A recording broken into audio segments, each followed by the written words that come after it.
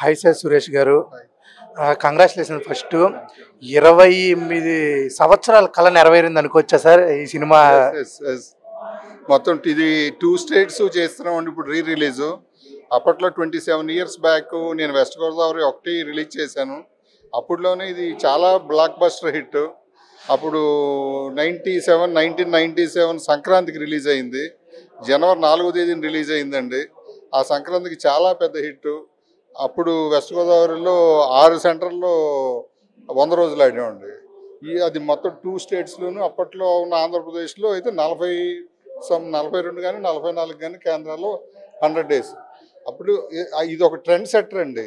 ఆ సాంగ్స్కి కానీ లేదు మన అబీబీ సాంగ్లో స్టెప్కి కానీ అది చాలా రిమార్కబుల్ అనమాట. అప్పట్లో ఆ చిరంజీవి ఫ్యాన్స్ అందరూ ఎగిరి గంతులు వేసిన మూమెంట్ అది. ఇప్పుడు మళ్ళీ అదే ఎక్స్పెక్ట్ చేస్తున్నామండి. అలాగే టికెట్ రేట్స్ ఏమన్నా పెంచారా సార్, లేకపోతే ఎంత ఉంచారండి? అంతా రీజనబుల్ ప్రైసెస్ అండి. అందరికి అందుబాటులో ఉంటాయి. అందరికి మినిమం ప్రైసెస్లోనే సినిమా చూస్తారండి. ఎంత పెట్టారు సార్? మల్టీప్లెక్స్ ఎంత పెట్టారు సార్? అంటే ప్రత్యేకంగా పెట్టడం కదండి, అక్కడ రన్నింగ్లో ఏ థియేటర్లో ఏది ఉంటే అదేనండి. ఏం పెంచలేదు రేట్? ఏమీ పెంచలేదండి. అలాగే సార్ చిరంజీవి గారు కలిసారా సార్? అంటే సార్ నా కళ అని ఏమన్నా సార్తో ఏమన్నా మాట్లాడారా సార్ ఈ రిలీజ్? లేదు, చిరంజీవి గారు నేనేం కలవలేదండి. బట్ నేను చిరంజీవి గారి ఫ్యాన్ అండి చిన్నప్పటి నుంచి. అప్పట్లో ఆ సినిమా రిలీజ్ చేయడం నా కళ, ఇప్పుడు మళ్ళీ రిలీజ్ చేయడం ఒక కళ. సార్ అప్పుడు సినిమాకి ఎంత లాభం వచ్చింది సార్? మంచి లాభం వచ్చిందండి. అప్పట్లో మాకు 20% కమిషన్ ఇచ్చేవారండి. ఇప్పుడు 20% కమిషనే. అప్పట్లో మంచి బిజినెస్ చేసిందండి, చాలా బాగా చేసింది.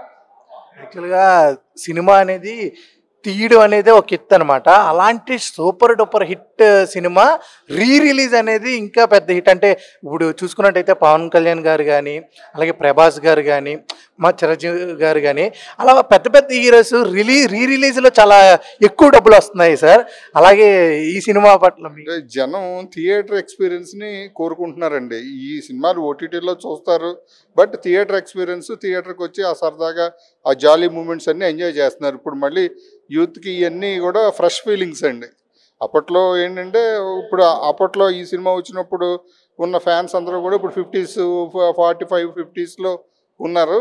ఇప్పుడు యంగ్ జనరేషన్ కూడా నచ్చే మ్యాటర్స్ అన్నీ ఉన్నాయండి. సెంటిమెంట్ ఇప్పటికీ ఎక్కడికి పోదండి, ప్రతి ఒక్కళ్ళ బ్లడ్లోనూ ఉంటుంది. అలాగే ఈ సినిమా రిలీజ్తో మంచి డబ్బులు కొట్టి మంచి మళ్ళా సినిమా పెద్ద సినిమా తీయాలని మనస్ఫూర్తిగా కోరుకుంటున్నాను sir. Congratulations, happy new year sir. Thank you sir. Same to you.